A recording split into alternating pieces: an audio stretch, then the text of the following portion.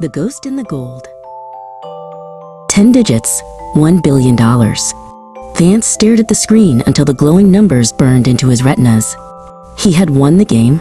He had climbed the mountain, but standing at the peak, the air was too thin to breathe. He had everything, yet he felt like a shadow flickering in a hollow mansion. He walked past the mahogany shelves filled with trophies and the framed magazine covers of his younger self. To the world, he was a legend. To himself, he was a ghost haunting a museum of his own making. The silence of his retirement was louder than any boardroom battle he had ever fought. Retired? The word felt like a prison sentence. He was a high-performance engine left to rust in a climate-controlled garage. He realized that the world didn't need him anymore, and that realization was a cold, sharp blade. He wasn't resting. He was fading. His eyes caught a flicker on a discarded tablet, a news clip about Elias, a young engineer in a cramped basement trying to solve a global crisis with nothing but a soldering iron and grit. Elias was failing. He was drowning in the same mistakes Vance had mastered 40 years ago.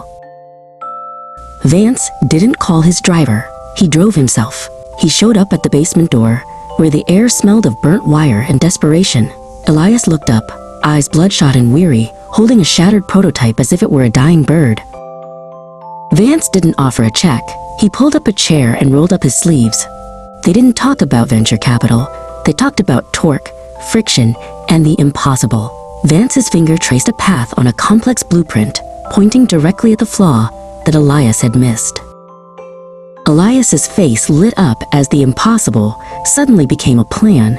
In that moment, the weight of the billions vanished. Vance wasn't a retired legend or a ghost. He was a navigator. He was the bridge between a dream and a reality. As he drove home, the silence didn't feel heavy anymore. He realized the truth.